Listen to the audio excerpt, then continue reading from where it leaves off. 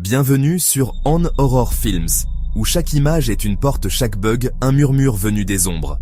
Ici, l'horreur ne se regarde pas seulement, elle se vit. Ce soir, nous vous invitons à aller au-delà de l'écran, au cœur des cauchemars numériques, des légendes urbaines. Imaginez votre téléphone, familier, sûr. Mais si un simple filtre pouvait prédire plus que vos futures rides, et s'il pouvait révéler l'instant exact de votre mort? Ce n'est pas une histoire tirée du grand écran. Cela se passe maintenant, au creux de votre main. Sur cette chaîne, nous disséquons, l'effrayant découvrons la vérité derrière les horreurs virales et plongeons profondément dans l'obscurité qui se cache dans les pixels. Êtes-vous prêt à suivre la piste des fichiers corrompus, des applications hantées, le filtre glaçant qui connaît votre dernier souffle? Restez avec nous. Ce que vous êtes sur le point de voir pourrait changer la façon dont vous regardez votre téléphone pour toujours. Ce filtre ne vous vieillit pas, il prédit votre mort. Le document que vous allez voir est une anomalie, une compilation, une preuve. Il commence par un assaut visuel et auditif, un montage frénétique, brutal. Les images sont issues de serveurs corrompus, de téléphones détruits. C'est un chaos numérique. La première image, un adolescent, le visage déformé par la terreur, hurle à son téléphone « Éteins-le ». L'image suivante, un smartphone chute violemment sur un sol carrelé.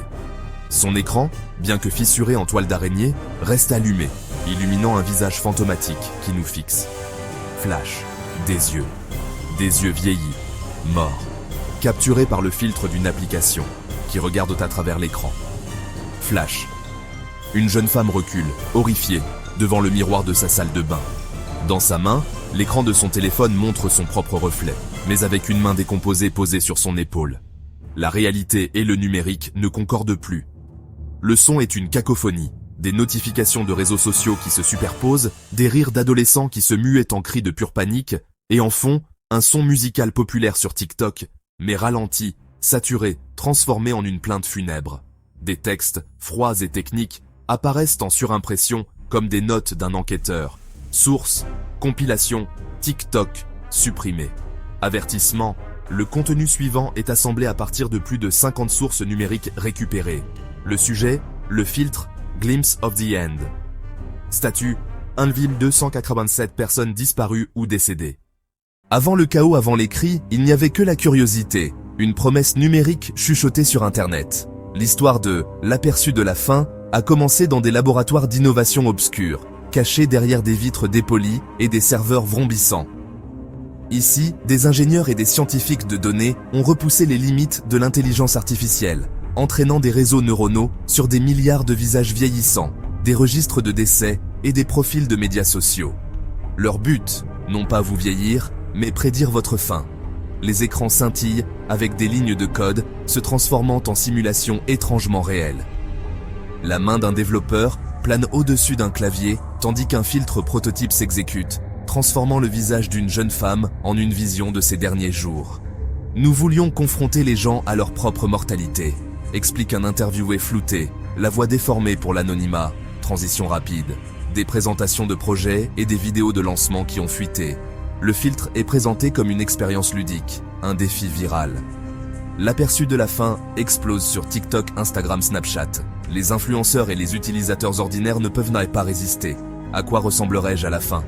Vais-je voir quelque chose que personne d'autre ne peut voir?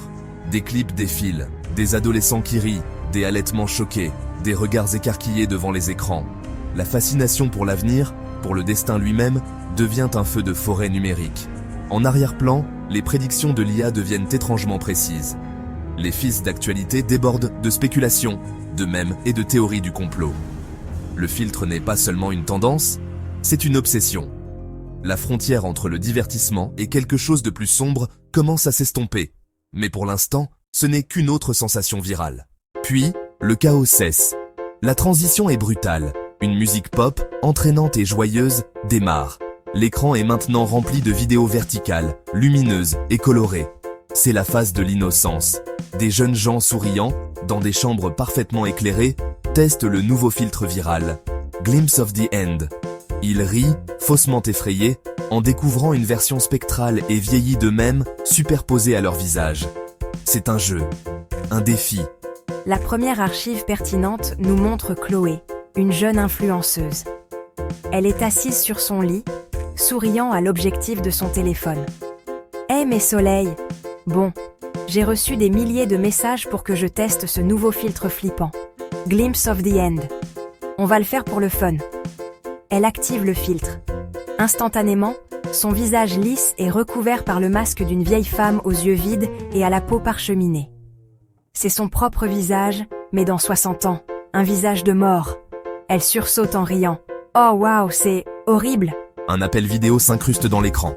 C'est Liam, son ami. Il rit en la voyant. Super moche. Attends, je l'essaye aussi.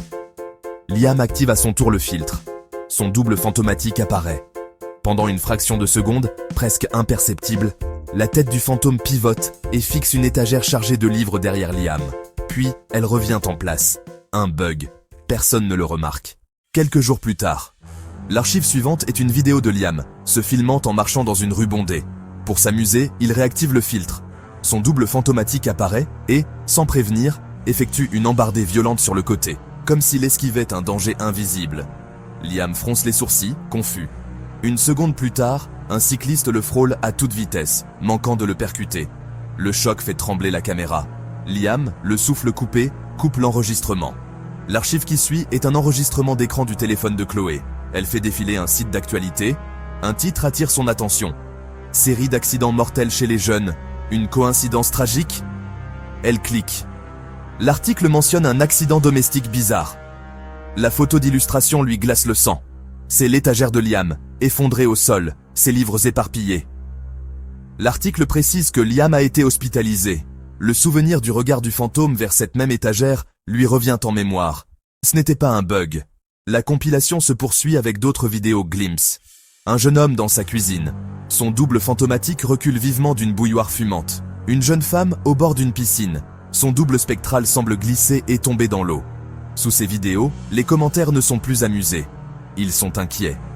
Attends, c'est pas le mec qui est mort électrocuté? Cette fille s'est noyée hier. Dans « Le jeu est terminé ».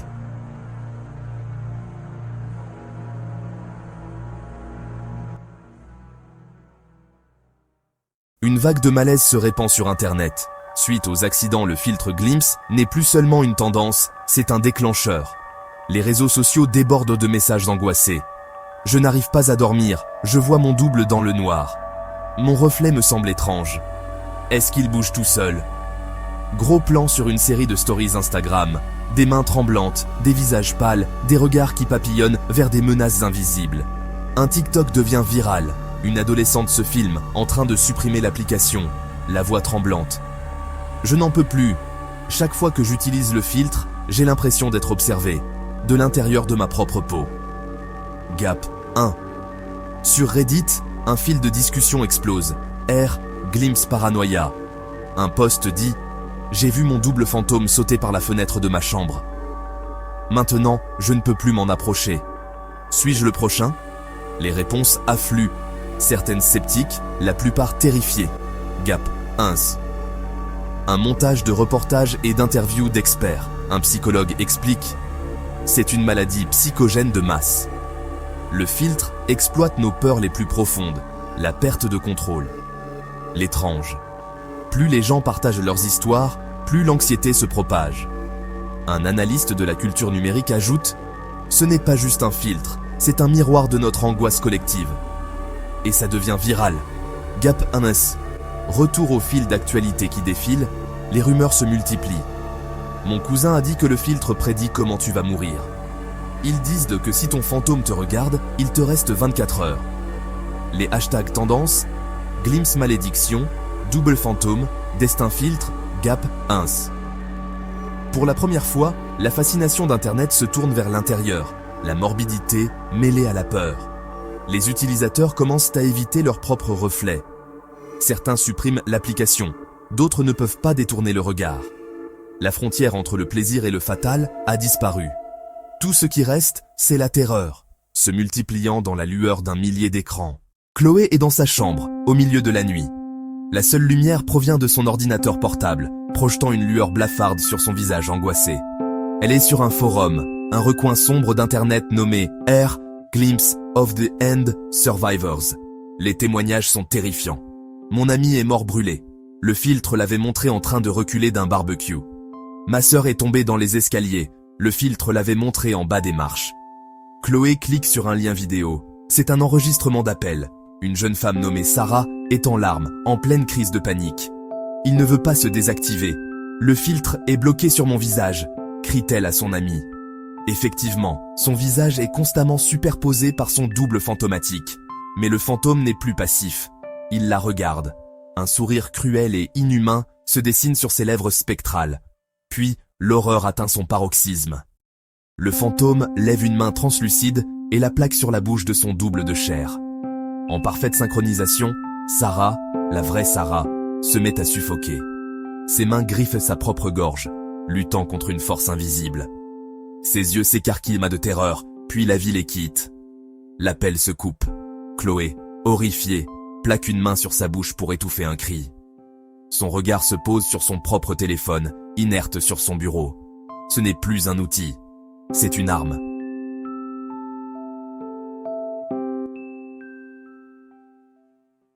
L'archive finale de Chloé.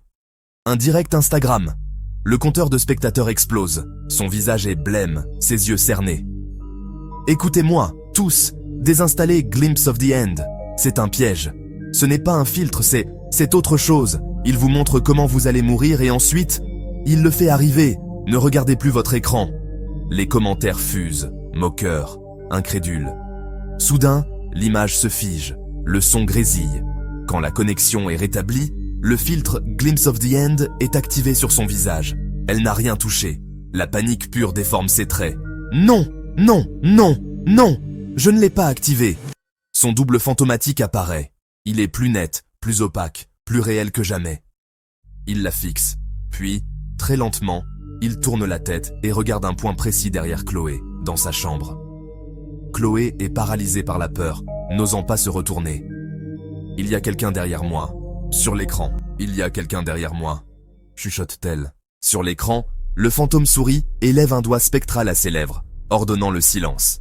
Dans le monde réel, en arrière-plan, la porte de la chambre de Chloé grince et s'ouvre lourdement. C'est la dernière chose que l'on voit clairement. Le téléphone tombe.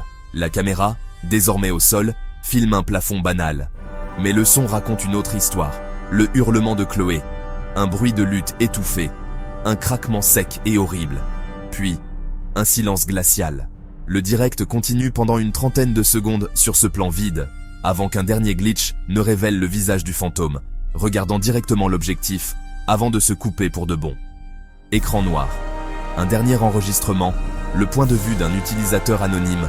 Il ouvre l'App Store, il tape le nom du filtre. L'application est en tête des téléchargements. La note est de 4.9 étoiles. Des milliers de nouveaux avis apparaissent.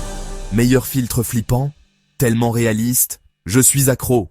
L'utilisateur appuie sur télécharger. La barre de progression bleue se remplit inexorablement. Le cycle continue. Un dernier texte blanc apparaît sur le fond noir. Une conclusion, un avertissement, une épitaphe. Ne jamais, jamais regarder son propre reflet numérique. Alors que les événements glaçants, entourant l'application de filtre viral, inondent les réseaux sociaux, le monde se réveille face à un nouveau cauchemar. L'histoire, autrefois considérée comme une légende urbaine d'Internet, domine désormais les manchettes et les talk-shows. Ce soir, les autorités enquêtent sur l'application au centre d'une vague croissante de disparitions. Les législateurs appellent à une action rapide, tandis que les développeurs de l'application restent silencieux. Les créateurs doivent être tenus responsables d'avoir libéré une technologie qu'ils ne peuvent pas entièrement contrôler. Quand le divertissement devient mortel, qui fixe les limites? Nous travaillons à identifier l'origine de l'application et à la retirer de toutes les plateformes. La sécurité des utilisateurs est notre priorité absolue. Sur le web, l'indignation publique grandit. Les activistes numériques exigent des réglementations plus strictes pour les applications. Les groupes de parents réclament de la transparence et des contrôles d'âge. Un code malveillant peut passer à travers les examens les plus stricts des magasins d'applications. Cet incident est un signal d'alarme pour toute l'industrie technologique. Visuel. Veillez aux chandelles devant le siège d'une entreprise, écran montrant la dernière diffusion de Chloé. Alors que le monde est en deuil et débat, dans un monde où nos reflets ne nous appartiennent plus, qui nous protégera des dangers que nous invitons dans nos mains? Alors que les derniers échos de ce cauchemar numérique s'estompent, je tiens à vous remercier, oui, vous, pour votre curiosité et votre courage. En osant regarder derrière l'écran, vous avez prouvé que l'horreur n'est pas seulement une question de peur, c'est aussi affronter l'inconnu, ensemble. Votre présence ici transforme chaque ombre en une histoire, chaque mystère en une quête partagée. Si ce voyage au cœur des ténèbres numériques vous a intrigué, aimez cette vidéo.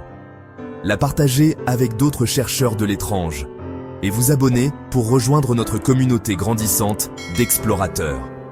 Ici, vous n'êtes jamais seul face à l'inconnu. Chaque vue, chaque commentaire, chaque nouvel abonné renforce notre lanterne contre les ombres. Et même si l'horreur peut toujours rôder aux confins de l'écran, rappelez-vous, sur cette chaîne, nous l'affrontons côte à côte. Restez curieux, restez intrépides et continuez à regarder. Car sur Horror Unveiled, le prochain frisson n'est jamais loin. Mais ensemble, nous sommes inarrêtables.